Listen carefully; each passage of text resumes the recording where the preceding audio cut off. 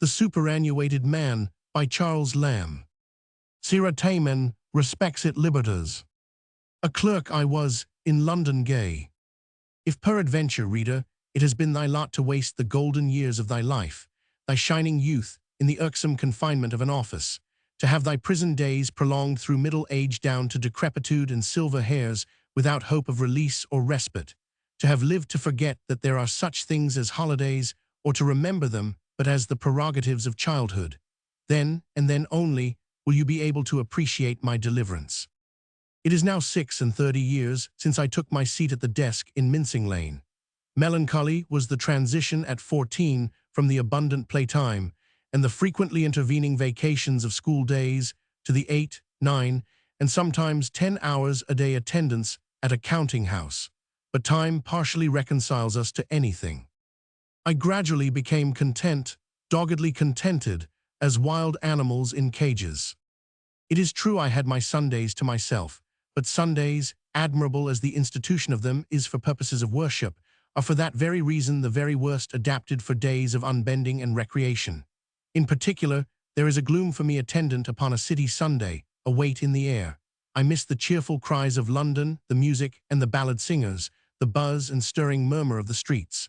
Those eternal bells depress me, the closed shops repel me. Prints, pictures, all the glittering and endless succession of knacks and gewgaws, and ostentatiously displayed wares of tradesmen, which make a weekday saunter through the less busy parts of the metropolis so delightful, are shut out. No bookstalls deliciously to idle over, no busy faces to recreate the idle man who contemplates them ever passing by, the very face of business, a charm, by contrast, to his temporary relaxation from it. Nothing to be seen but unhappy countenances, or half-happy at best, of emancipated prentices and little trades, folks, with here and there a servant maid that has got leave to go out, who, slaving all the week, with the habit has lost almost the capacity of enjoying a free hour, and livelily expressing the hollowness of a day's pleasuring. The very strollers in the fields on that day look anything but comfortable. But besides Sundays, I had a day at Easter and a day at Christmas, with a full week in the summer to go and air myself in my native fields of Hertfordshire. This last was a great indulgence, and the prospect of its recurrence, I believe, alone kept me up through the year and made my durance tolerable. But when the week came round, did the glittering phantom of the distance keep touch with me? Or rather was it not a series of 7 uneasy days, spent in restless pursuit of pleasure and a wearisome anxiety to find out how to make the most of them? Where was the quiet, where the promised rest? Before I had a taste of it, it was vanished. I was at the desk again, counting upon the 51 tedious weeks that must intervene before such another snatch would come. Still, the prospect of its coming threw something of an illumination upon the darker side of my captivity. Without it, as I have said, I could scarcely have sustained my thraldom. Independently of the rigors of attendance, I have ever been haunted with a sense, perhaps a mere caprice, of incapacity for business. This, during my latter years, had increased to such a degree that it was visible in all the lines of my countenance. My health and my good spirits flagged.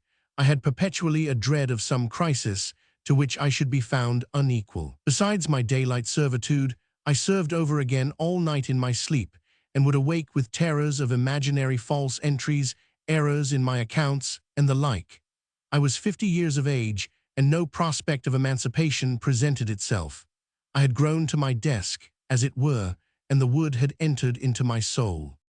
My fellows in the office would sometimes rally me upon the trouble legible in my countenance, but I did not know that it had raised the suspicions of any of my employers, when, on the 5th of last month, a day ever to be remembered by me, L., the junior partner in the firm, calling me on one side, directly taxed me with my bad looks, and frankly inquired the cause of them. So taxed, I honestly made confession of my infirmity, and added that I was afraid I should eventually be obliged to resign his service. He spoke some words of course to hearten me, and there the matter rested. A whole week I remained laboring under the impression that I had acted imprudently in my disclosure, that I had foolishly given a handle against myself, and had been anticipating my own dismissal. A week passed in this manner, the most anxious one, I verily believe, in my whole life, when on the evening of the 12th of April, just as I was about quitting my desk to go home, it might be about 8 o'clock, I received an awful summons to attend the presence of the whole assembled firm in the formidable back parlor. I thought, now my time is surely come, I have done for myself. I am going to be told that they have no longer occasion for me. I could see, smiled at the terror I was in, which was a little relief to me, when to my utter astonishment B, the eldest partner, began a formal harangue to me on the length of my services, my very meritorious conduct during the whole of the time. The deuce, thought I, how did he find out that? I protest I never had the confidence to think as much. He went on to descant on the expediency of retiring at a certain time of life, how my heart panted, and asking me a few questions as to the amount of my own property, of which I have a little, ended with a proposal, to which his three partners nodded a grave assent, that I should accept from the house, which I had served so well, a pension for life to the amount of 2/3 of my accustomed salary, a magnificent offer. I do not know what I answered between surprise and gratitude, but it was understood that I accepted their proposal, and I was told that I was free from that hour to leave their service. I stammered out a bow, and at just 10 minutes after 8 I went home forever. This noble benefit, gratitude forbids me to conceal their names, I owe to the kindness of the most munificent firm in the world, the House of Boldero, Merriweather, Bosanquet, and Lacey. Esto perpetua. For the first day or two I felt stunned, overwhelmed. I could only apprehend my felicity. I was too confused to taste it sincerely. I wandered about, thinking I was happy, and knowing that I was not. I was in the condition of a prisoner in the old Bastille, suddenly let loose after a 40 years' confinement. I could scarce trust myself with myself. It was like passing out of time into eternity, for it is a sort of eternity for a man to have his time all to himself. It seemed to me that I had more time on my hands than I could ever manage. From a poor man, poor in time, I was suddenly lifted up into a vast revenue. I could see no end of my possessions. I wanted some steward or judicious bailiff to manage my estates in time for me.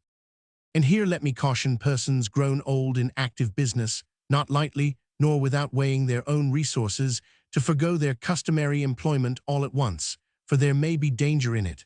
I feel it by myself, but I know that my resources are sufficient, and now that those first giddy raptures have subsided, I have a quiet home feeling of the blessedness of my condition.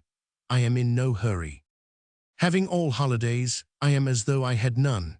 If time hung heavy upon me, I could walk it away, but I do not walk all day long, as I used to do in those old transient holidays, 30 miles a day, to make the most of them. If time were troublesome, I could read it away, but I do not read in that violent measure, with which, having no time my own but candlelight time, I used to weary out my head and eyesight in bygone winters. I walk, read, or scribble, as now just when the fit seizes me. I no longer hunt after pleasure, I let it come to me. I am like them. That's born, and has his years come to him, in some green desart. Years, you will say, what is this superannuated simpleton calculating upon? He has already told us, he is past 50. I have indeed lived nominally 50 years, but deduct out of them the hours which I have lived to other people, and not to myself, and you will find me still a young fellow. For that is the only true time, which a man can properly call his own, that which he has all to himself. The rest, though in some sense he may be said to live it, is other people's time, not his. The remnant of my poor days, long or short, is at least multiplied for me threefold. My 10 next years, if I stretch so far, will be as long as any preceding 30. 'Tis a fair rule of three sum. Among the strange fantasies which beset me at the commencement of my freedom, and of which all traces are not yet gone, one was, that a vast tract of time had intervened since I quitted the counting-house. I could not conceive of it as an affair of yesterday. The partners and the clerks, with whom I had for so many years, and for so many hours in each day of the year, been closely associated, being suddenly removed from them, they seemed as dead to me. There is a fine passage, which may serve to illustrate this fancy, in a tragedy by Sir Robert Howard, speaking of a friend's death. "'Twas but just now he went away. I have not since had time to shed a tear, and yet the distance does the same appear as if he had been 1,000 years from me. Time takes no measure in eternity." To dissipate this awkward feeling, I have been fain to go among them once or twice since, to visit my old desk fellows, my co-brethren of the quill, that I had left below in the state militant. Not all the kindness with which they received me could quite restore to me that pleasant familiarity which I had heretofore enjoyed among them. We cracked some of our old jokes, but methought they went off but faintly. My old desk, the peg where I hung my hat, were appropriated to another. I knew it must be, but I could not take it kindly. D.L. take me, if I did not feel some remorse, beast, if I had not, at quitting my old compeers, the faithful partners of my toils for 36 years, that smoothed for me with their jokes and conundrums the ruggedness of my professional road. Had it been so rugged then after all, or was I a coward simply? Well, it is too late to repent, and I also know that these suggestions are a common fallacy of the mind on such occasions. But my heart smote me. I had violently broken the bands betwixt us. It was at least not courteous. I shall be some time before I get quite reconciled to the separation. Farewell, old cronies, yet not for long, for again and again I will come among ye, if I shall have your leave. Farewell, Ch, dry, sarcastic, and friendly, do, mild, slow to move, and gentlemanly, Pl, officious to do, and to volunteer good services. And thou dreary pile, fit mansion for a Gresham or a Whittington of old, stately house of merchants, with thy labyrinthine passages and light-excluding, pent-up offices, where candles for 1/2 the year supplied the place of the sun's light, unhealthy contributor to my weal, stern fosterer of my living, farewell. In the remain, and not in the obscure collection of some wandering bookseller, my works. There let them rest, as I do from my labours, piled on thy massy shelves, more MSS. In folio than ever Aquinas left, and full as useful, my mantle I bequeath among ye. A fortnight has passed since the date of my first communication. At that period I was approaching to tranquillity, but had not reached it. I boasted of a calm indeed, but it was comparative only. Something of the first flutter was left, an unsettling sense of novelty, the dazzle to weak eyes of unaccustomed light. I missed my old chains, forsooth, as if they had been some necessary part of my apparel. I was a poor Carthusian, from strict cellular discipline suddenly by some revolution returned upon the world. I am now as if I had never been other than my own master. It is natural to me to go where I please, to do what I please. I find myself at 11 o'clock in the day in Bond Street, and it seems to me that I have been sauntering there at that very hour for years past. I digress into Soho to explore a bookstall. Methinks I have been 30 years a collector. There is nothing strange nor new in it. I find myself before a fine picture in a morning. Was it ever otherwise? What is become of Fish Street Hill? Where is Fenchurch Street? Stones of old Mincing Lane, which I have worn with my daily pilgrimage for 36 years, to the footsteps of what toil-worn clerk are your everlasting flints now vocal. I indent the gayer flags of Pall Mall. It is change time, and I am strangely among the Elgin marbles. It was no hyperbole when I ventured to compare the change in my condition to a passing into another world. Time stands still in a manner to me. I have lost all distinction of season. I do not know the day of the week or of the month. Each day used to be individually felt by me in its reference to the foreign post days, in its distance from or propinquity to the next Sunday. I had my Wednesday feelings, my Saturday night sensations. The genius of each day was upon me distinctly during the whole of it, affecting my appetite, spirits, and sea. The phantom of the next day, with the dreary 5 to follow, sate as a load upon my poor Sabbath recreations. What charm has washed that Ethiop white? What is gone of Black Monday? All days are the same.